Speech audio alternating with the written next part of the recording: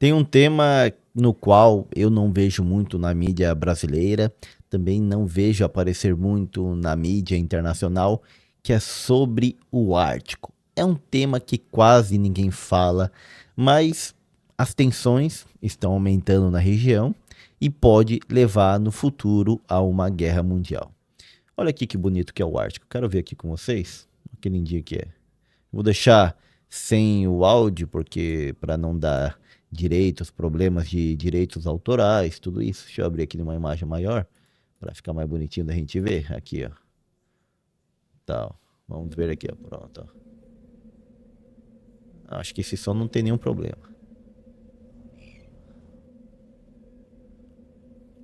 Um dos lugares de águas mais geladas do planeta. Está assim porque está no período do verão. Por isso está no período de descongelamento, onde só reduz uma parte. Ela tem uma musiquinha de fundo, dá de problema de direitos autorais. Vamos tirar a musiquinha aqui. Então, este é o Ártico. Vamos mostrar para vocês aqui justamente uma visão aqui para a gente entender bem onde fica o Ártico. O Ártico está no Polo Norte, nessa região da Terra aqui, no chamado Círculo Polar Ártico. Deixa eu mostrar na imagem maior. Isso.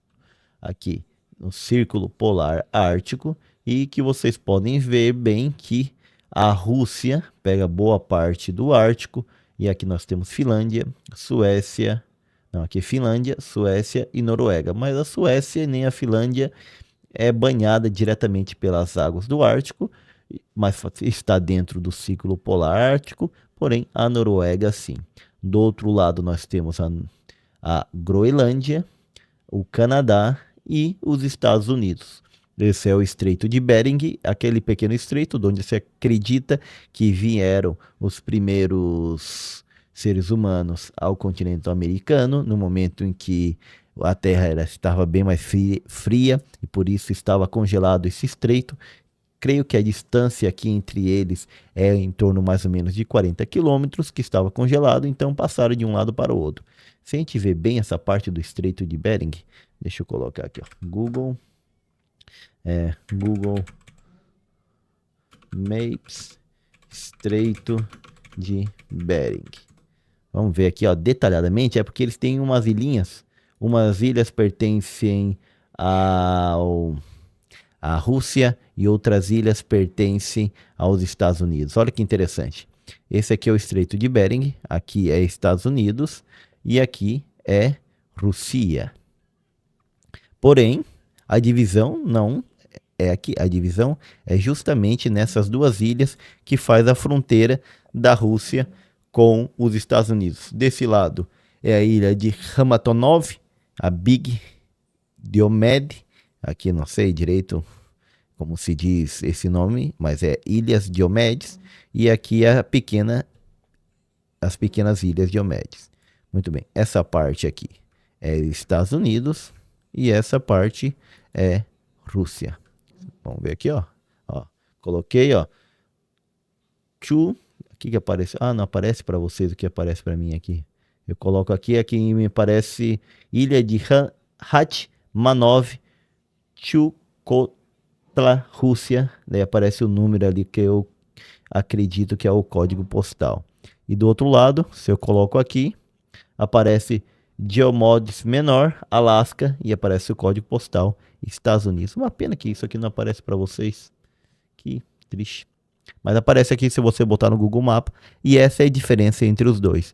E aqui nós estaríamos entrando em águas do Círculo Polar Ártico, onde são águas disputadíssimas justamente pela questão. Então estaríamos entrando para cá, né? Então seriam águas justamente disputadíssimas, porque são águas que estão se estão descongelando, e vai facilitar a navegabilidade, o comércio mundial. É interessante esse mapa aqui, que é baseado no mapa de Mercator, que é esse mapa plano, terra plana, mapa plano. Porém, esse mapa plano não é assim, isso aqui é um círculo, então isso aqui, ó, fica tudo rodeado, que é como estava ali naquele mapa que nós estávamos vendo. Justamente, então, em vez de estar onde é que a gente estava, dessa forma, plano, a Terra está assim, de uma forma quase esférica, por isso tem outro nome. E aí nós temos esses países que fazem parte do Círculo Polar Ártico, e aqui no meio temos o Ártico. A parte que fica de gelo no verão e a parte que fica de gelo no inverno. Pode ver como aumenta bastante a parte congelada, que torna quase impossível a navegabilidade, a não ser com navios quebra-gelo. Aqui mostra mais um pouco os países que abordam a região e a gente vai detalhar mais adiante. Eu fiz um resuminho de tudo isso daqui, baseado em alguns artigos, como vocês podem ver aqui, é o artigo da Ordem Mundial, que é um site que se dedicam a falar de temas sobre geopolíticos. Esse outro site que é espanhol, Decifrando la Guerra, é um site da Espanha também que se dedica a temas geopolíticos. E depois trouxe uma matéria aqui da High North News, que é interessante para a gente ver também, e da Reuters, que é dessa agência internacional de notícias, para a gente tentar entender tudo isso que está acontecendo aqui. Então vimos o Ártico, bem bonitinho, bem geladinho, tudo isso do jeito que a gente gosta, para quem gosta do frio. Mas o mais importante não é o gelo que tem aqui tudo, senão que se está acelerando o descongelamento justamente do Ártico, lá no Círculo Polar Ártico. E aí o que nós temos? Temos que os cientistas estão falando, alarmando, que o gelo marinho no Ártico está se derretendo em uma velocidade sem precedentes. E aí os dados recentes mostram que está perdendo mais ou menos não, mais ou menos 12% por década. O menor registro foi em 2012. Em 2024, o gelo, a parte ali que fica congelada, caiu para 4,38 milhões de quilômetros quadrados, e desde os anos de 1980, o Ártico já perdeu quase 95% do gelo mais antigo e espesso, restando basicamente o gelo jovem e fino. E os segundos modelos climáticos, e aqui entra a parte interessante, que é que em um verão totalmente sem gelo, é possível no Ártico antes de 2030, o que tornaria o Ártico navegável por 2 meses consecutivos e chegando até 3 meses até 2040. Quais seriam as consequências disso? Seria maior absorção de calor pelo oceano, pode ficar mais quente a região, mudanças no clima global, que nós não vamos entrar aqui em detalhes porque não é o nosso foco, mas é algo bem interessante que vai acontecer. Riscos sérios para animais e comunidades locais.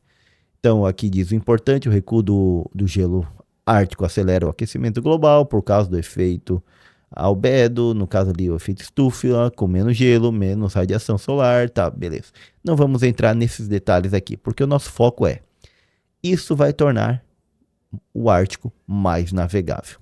Isso é uma das disputas que já está acontecendo e que vão se intensificar ao longo do tempo. Eu coloquei esse gráfico aqui que eu pedi para o GPT fazer sobre a situação lá no Ártico.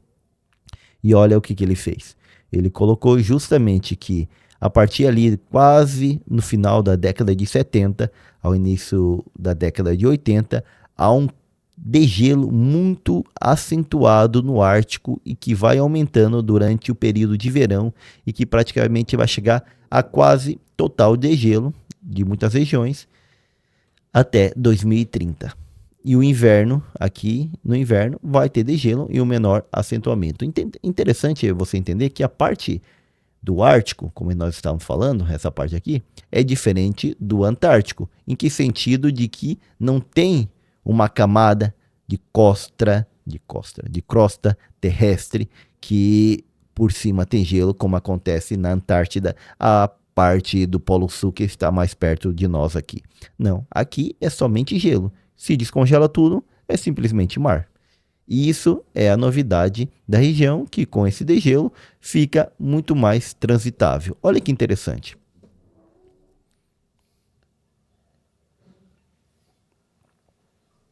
Em agosto de 2017, o navio metaneiro russo Christoph de Marger cruzou o Ártico da Noruega até a Coreia do Sul em 19 dias. Cruzou isso daqui, ó. Veio aqui da Coreia do Sul, cadê a Coreia do Sul? Passou aqui pelo Ártico em 19 dias. Chegando até onde? Aqui, ó, na Noruega. Cadê a Noruega? A Noruega tá aqui, ó. Chegando até a Noruega. Então, o que acontece? Isso é 30% mais rápido do que usando a rota pelo Canal de Suez. Qual é a rota do Canal de Suez? Ele teria que sair aqui da Coreia do Sul, passar aqui pelo Estreito de Malaca, depois passar pelo Mar do Sul da China, Estreito de Malaca, aqui Oceano Índico, entrar no Golfo Pérsico. No Golfo Pérsico não, porque tá aqui. Mas entrar aqui, ó, no Golfo de Adã e entrar pelo Mar Vermelho, subir pelo Canal de Suez, passar no Mar Mediterrâneo, sair aqui pelo Estreito de Gibraltar e chegar na Noruega. Talvez entrar aqui para entrar para o Mar Báltico e aí sim chegar na Noruega. Que trânsito, né? Que trânsito. Agora não. Ele vem por aqui e economiza boa parte do tempo. Então, isso aqui já estão provando faz tempo. Foi o primeiro a fazer isso sem ajuda de o quê? De um navio quebra-gelos, de um navio rompe-gelos, sem precisar disso. Para ver o nível de descongelamento que está acontecendo na região. Já em janeiro de 2018, outro navio russo, o Eduard Tom, conseguiu cruzar do porto russo de Sabeta até a Coreia do Sul em pleno inverno, algo inédito até então. Esse aqui possivelmente precisou de navios quebra-gelos, daí sai da Rússia e vai até a Coreia do Sul, transitando ali. O Ártico, então, o que está acontecendo? Está ficando mais navegável. E lá tem riquezas e há uma disputa justamente crescente pelo controle dessa região. Por quê? Porque com degelos temos então a abertura de novas rotas marítimas e também tem as riquezas naturais que se tornam mais fáceis de serem exploradas. Riquezas como gás, petróleo e minerais, que estão praticamente intocáveis. Quais são os países que disputam essa região do Ártico? É justamente Rússia, Estados Unidos. Eu botei aqui China, mas a China ela quer usar comercialmente para navegar por ali. Então ela em realidade não está disputando a região. Mas aí a Dinamarca sim está disputando a região, as fronteiras marítimas para reivindicar os recursos e a navegabilidade por essa região. O que pode acontecer então? Um grande caos geopolítico, onde o degelo não traz apenas oportunidades econômicas, como coloquei aqui, senão ele traz o risco real de ter um conflito, porque no momento em que um não aceita que aquela área, aquelas águas territoriais pertencem a determinado país, ele vai dizer, ó, não, veja bem, isso é meu. E aí um barquinho começa a chocar com outro, aí vem a guarda costeira e diz, ó, você está em águas territoriais do meu país, então se você não sair, eu te ataco. E o outro diz, não, eu estou nas minhas águas territoriais, aí vem um barquinho do outro proteger. E nesse momento podemos começar uma guerra entre grandes potências mundiais. Então, só reforçando aqui que a rota marítima do Ártico ela se torna muito interessante, ó. Aqui eles colocam qual seria o tempo de Vladivostok na Rússia até de Vladivostok? É isso mesmo.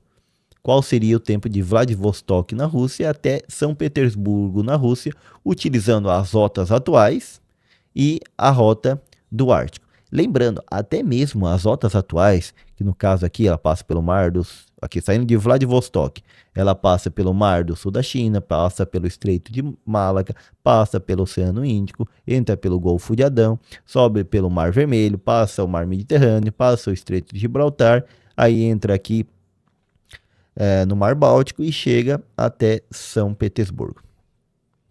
Essa rota ela está com dificuldade em ser utilizada atualmente pelos vários ataques de piratas e principalmente dos Houthis na região que atacam os barcos aqui que estão passando por aqui. Então, muitas vezes eles têm que, em vez de fazer essa rota, fazer uma rota mais longa, vir aqui por baixo e passar pelo Cabo da Boa Esperança. Coisa que torna muito mais longo o percurso. Daí porque eles vão ter que contornar todo o continente africano.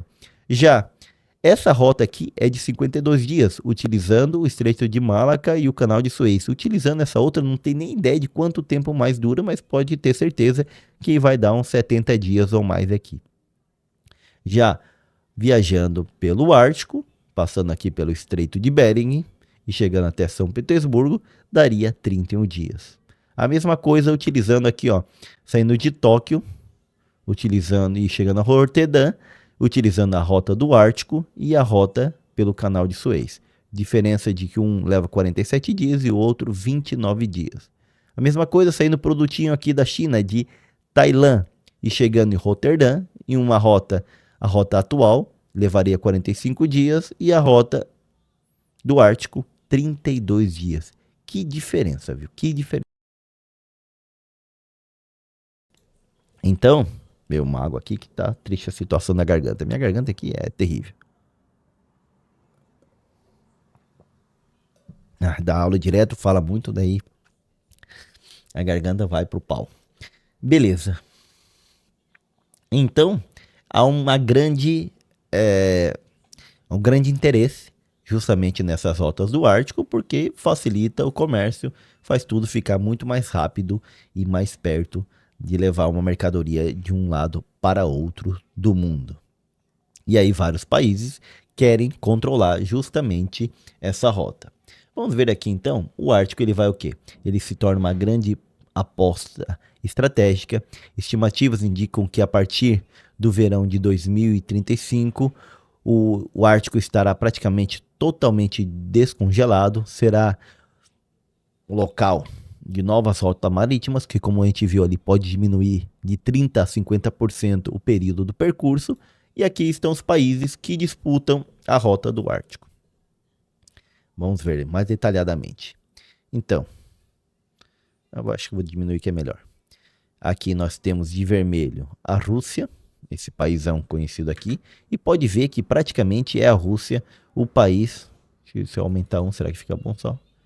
Fica bonzinho. Podemos ver aqui que a Rússia é o país que mais tem território dentro do Ártico ou ali no Ártico, no Círculo Polar Ártico. Olha aqui.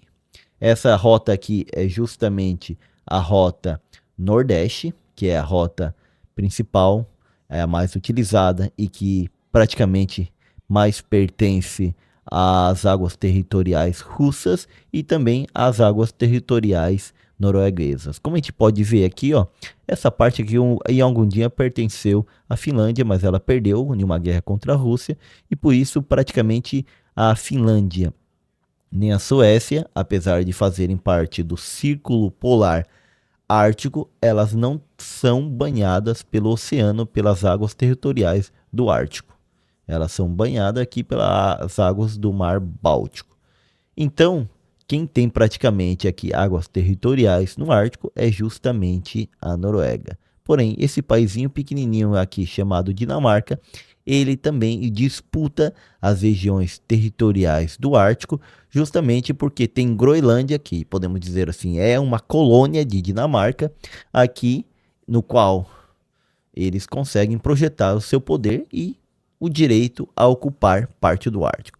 E é por isso que o Trump ele gostaria de comprar a Groenlândia, porque é o tanto de acesso que daria a ele no Ártico. E, se possivelmente comprasse o Canadá, também daria um acesso completo dos Estados Unidos pela rota noroeste do Ártico. Não é a mais utilizada, mas é uma outra rota possível de se utilizar no Ártico.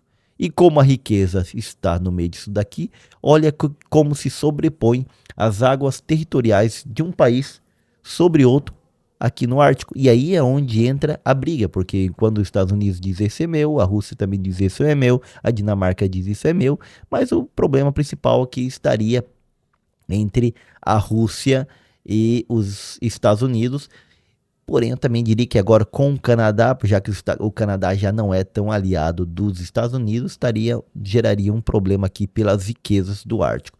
A gente sabe que existe uma zona exclusiva de atividade econômica de cada país, que é essa região onde até 200 milhas de distância em águas territoriais pertence à zona econômica exclusiva de determinado país, o que corresponderia a 370 quilômetros. Porém, como várias regiões aqui estão se sobrepondo, aí é onde entra a briga de um aceitar que essa região pertence ao outro e dizer não, essa região é minha. Por isso que eu digo que existe uma tensão aqui muito grande, onde o outro, no momento em que ele não aceita que essa zona econômica exclusiva é daquele determinado país, ele vai brigar com essa. E aqui está a briga entre os gigantes, Estados Unidos e Rússia, e um menorzinho aqui, dois menorzinhos, que seria Canadá, três menorzinhos, que seria Canadá, Dinamarca e Noruega. Interessante, né? Como fica a situação. Aqui eu fiz um mapinha que... eu pedi pro chat GPT fazer isso aqui para ajudar no resumo. Aí ele colocou, ó, quem tem zonas exclusivas no Ártico. Canadá tem, a Dinamarca tem, Estados Unidos tem, Noruega tem e Rússia tem. E aí onde tem a briga. Por quê? Eles brigam porque lá tem petróleo, tem gás, tem pesca, dá para pescar um monte, e tem minerais. Todas as riquezas que estão em disputas na atualidade. Interessante, né? Suécia e Finlândia e Islândia têm presença no Ártico, mas não possuem costa direta e por isso não têm direito a reclamar uma zona econômica exclusiva na região.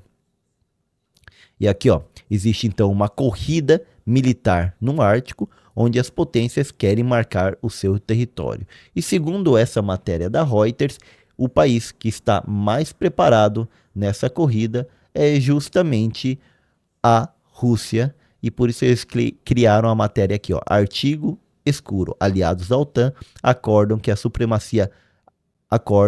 a supremacia russa na região. Vamos ver o que eles falam aqui, ó, eles botam aqui uma imagem da região do Ártico, bota aqui tem os cabos submarinos que a Rússia já cortou algumas vezes os cabos submarinos.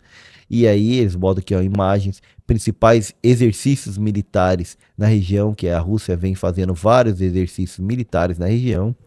Vamos ver o que mais eles colocam, ó. Mas o Ocidente está atrás da Rússia em presença militar. Desde 2005, a Rússia reabriu dezenas de bases militares da era soviética no Ártico, modernizou sua marinha e desenvolveu novos mísseis hipersônicos para o Ártico. Que coisa, hein? Vamos ver mais o que eles colocam, ó, na matéria da Reuters. Ó, isso daqui seria... Não, peraí, passamos alguma coisa aqui. Ó. Essa aqui seria a presença militar russa na região, como ela é muito maior do que as demais. Bom, cadê a outra imagenzinha? Então aqui o Ártico, a estação terrestre de Svalbard, baixa dados com tempo determinado da maioria dos satélites, ok? E aqui, ó, aqui vai mostrar um pouco mais a tensão. Gelo marinho em março de 2022. Ó, algumas peças ficam acessíveis em poucos meses no verão, à medida que o gelo marinho derrete, abrindo oportunidades. Viu ali então como estava, ó, o gelo, ó como diminuiu. Vamos ver aqui. Algumas rotas marítimas estão em uso. A rota do Mar do Norte, que é a rota Nordeste, que é a rota controlada pela costa da Rússia, que vai do Mar de Bering ao Mar de Barents. A Rússia pretende desenvolvê-la para embarcações que venham da Ásia para a Europa. E a passagem noroeste, essa passagem aqui pelo Alasca, Canadá e Groenlândia, é menos percorrida, que é justamente essa daqui. Essa é a noroeste e essa daqui é a nordeste, a rota do Mar do Norte. Para a Rússia, vastos recursos de petróleo e gás estão em suas regiões árticas, incluindo uma planta de gás natural liquefeito da península de Jamal. As águas entre a Groenlândia, a Islândia e o Reino Unido, conhecidas como Jup Gap, são a única maneira pela qual os navios russos baseados no norte podem chegar ao Atlântico, porque justamente eles controlam isso aqui. Ó. É interessante, né? É interessante aqui, eu não falei ainda, mas os Estados Unidos tem base militar aqui, ó, na Groenlândia. Ó, principais campos de petróleo, principais campos de gás. Tem aqui também, ó, petróleo, tem gás. Caraca, é uma região muito disputada e os caras vão brigar por isso aqui muito intensamente. Já está começando, aos poucos. Então, para os aliados da OTAN, a Gilk Gap é crucial para as ligações através do Atlântico Norte. Justamente isso aqui para controlar a passagem dos russos. Há também campos de petróleo e gás. A Noruega é agora o maior fornecedor de gás da Europa. Claro que daí vai explorar isso aqui o máximo que se pode. E se a Suécia e a Finlândia se juntarem à aliança, 7 dos 8 países do Ártico serão membros. Porque daí está dentro da região do Ártico. E aqui ó, também estão em risco hoje os cabos de comunicação e o sistema de satélites, incluindo o sistema de posicionamento global GPS que conecta usuários civis e militares. Aqui vamos ver os cabos, ó. Quintilhão submarino do Alasca, rede de cabos, aqui ó, os cabos. Aqui o cabo polar express do governo russo em construção. Caraca, os caras cortam os cabos aqui, ó, gera problema. Corta esse daqui, corta esse daqui. Oh, mas quanto cabo tem espalhado pelo mundo todo? Nossa, meu pai. Imagina aí. Ó, aqui isso daqui, ó. Aqui é os Estados Unidos. Aqui é... Bom, se aqui é a Rússia, então aqui embaixo nós estamos falando... É isso, justamente aqui estamos falando do Japão, aqui é a Coreia do Sul, aqui é a China. Ó, o cara vem com o submarino e sai cortando isso daqui. Olha o problema que cria, hein?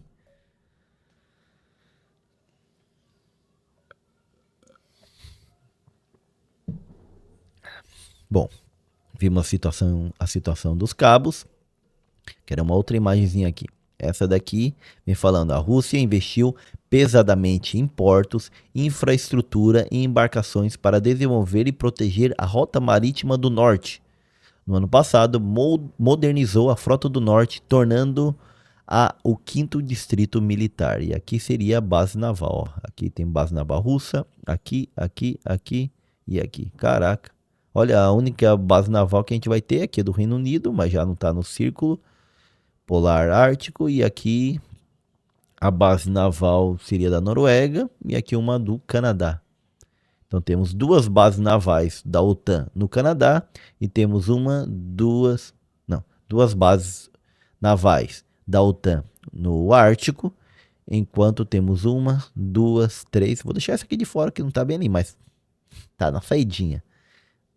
Então teria 3, 4. Se a gente encontrar com essa aqui, temos 5. Alguém está mais preparado para a região realmente.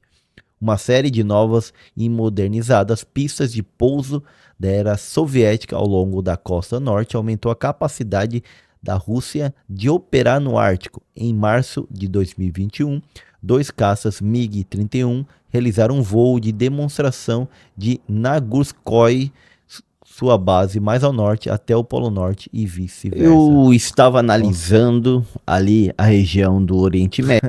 Esse som aqui que parou de renderizar outro vídeo, acabou. E saiu aqui. Eu deixo renderizando enquanto eu vou gravando outros, né? Tem que aproveitar o tempo que eu tenho livre aqui. Beleza. Olha aqui, em bases, no caso seria em pista de pouso, tem bastante russa, bastante, nossa, ó, tem até uma basezinha aqui ó, nessas ilhas, caraca. Mas aqui a OTAN não está tão atrás, principalmente da Noruega, que tem bastante aqui no norte da Noruega, tem umas 3 aqui na Groenlândia, mais uma aqui no Canadá e tem umas aqui pertinho. Aqui diria que a OTAN não está perdendo tanto. Vamos para a próxima aqui, que mais temos? A Rússia também tem mais bases terrestres do que a OTAN dentro do Círculo Polar Ártico. Olha aqui. Ah, aqui na Noruega eles têm bastante, mas a Rússia tem bastante. Mas aqui eu diria que também não está tão atrás. Ó. Nessa região a Rússia tem mais. E aqui na saída, nesse gargalo, é que onde vão aumentando mais as bases da OTAN. Mas também tem bastante da Rússia ali. Segundo o IES, diversas bases são não operacionais em ambos os lados, podem abrigar ativos militares no futuro ou ser logisticamente relevante em um conflito, mas delas estão do lado russo. Que situação, né? Bom, olha aqui, ó. Tão grande quebra. Ah, aqui falando dos quebra-gelos, daqueles navios que rompem o gelo e podem a navegar e levar outros navios a navegar pelo Ártico durante o inverno. E de patrulha que com capacidade para navegar no gelo, a Rússia tem mais do que unindo toda a OTAN e outros países que, no caso, não fazia parte da OTAN quando saiu essa matéria pelo jeito, mas hoje fazem parte da OTAN, Finlândia e Suécia. A Rússia tem mais que todos eles junto. Então, praticamente, a gente viu aqui, igual o segundo colocou a matéria, que a Rússia está muito mais preparada para uma guerra pelo Ártico do que o restante dos países, apesar de que em muitas situações também não está atrás. E aí nós temos os países nórdicos aqui que estão investindo pesado na infraestrutura, realizando exercícios militares na região, tentando demarcar sua presença militar aqui na região. E os Estados Unidos,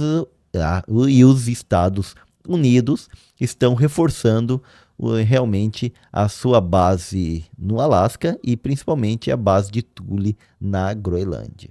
Vamos ver aqui o que coloca essa matéria do High North News.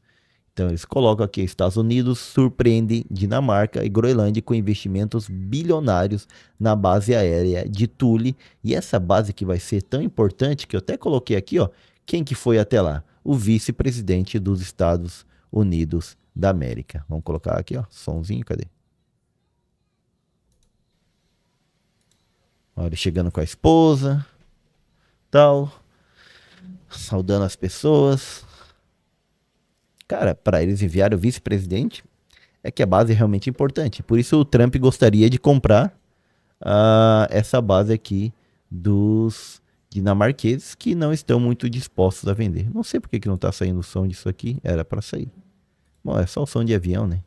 Padrão, padrão, é padrão.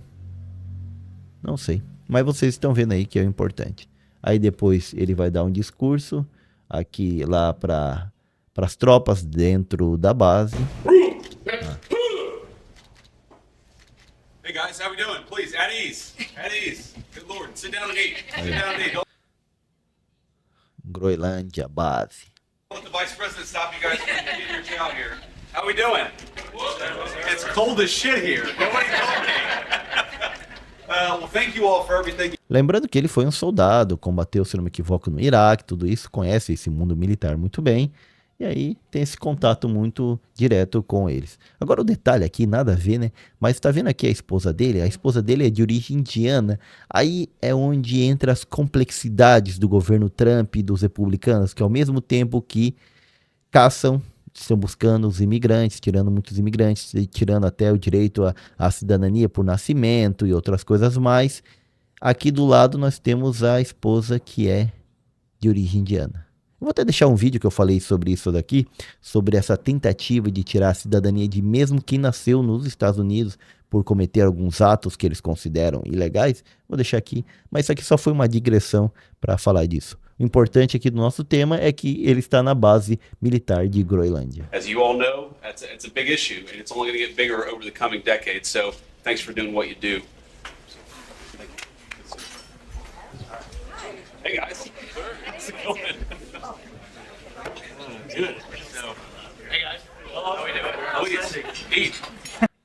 Vai comer com a galera, tal, ali. Eu sou de vocês também, comi aqui várias vezes. E aqui é o discurso dele na base, ó.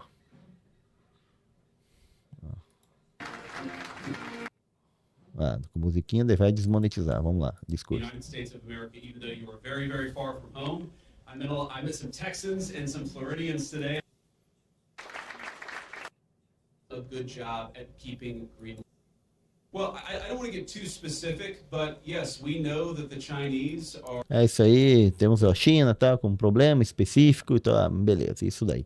Mas para os americanos, realmente é muito importante essa base militar que eles têm ali na Groenlândia, justamente por causa disso, do Ártico, é uma das regiões do mundo em disputa e que estará em aumento a disputa por essa região aqui. Beleza, então temos o vice-presidente lá, tudo isso. E aí, para finalizar, o que a gente pode dizer que a corrida aqui pelo Ártico, ele mostra justamente isso, que o Ártico é mais uma peça desse grande, tem horas que a dicção aqui fica horrível. Mas continuando, o Ártico é uma dessas novas regiões em disputa no mundo que vai aumentar essa disputa cada dia mais, justamente por esse degelo que está acontecendo lá na região do Ártico, está ficando cada vez mais navegável, é importante para a passagem de navios mercantes e também a riqueza de petróleo, de pesca, de minerais, de gás que tem na região, e como a zona econômica exclusiva está boa parte ali sobreposta de um país para o outro, nós podemos dizer que a Rússia, os Estados Unidos, a Dinamarca e o Canadá brigarão por ter o controle dessas regiões. E aí, o que você acha? Vai demorar muito para a situação piorar e o Ártico entrar de vez dentro de um dos principais temas de briga na geopolítica mundial? Eu acho que até 2030 isso aí vai esquentar bastante. Deixa aí nos comentários. Sou o professor Gessé Santiago e eu vou deixar aqui um vídeo aqui falando dessa questão da migração, de tirar o direito de nascimento, mesmo quem nasceu lá, tudo isso daí. Veja aqui, ó. Te vejo lá. Até.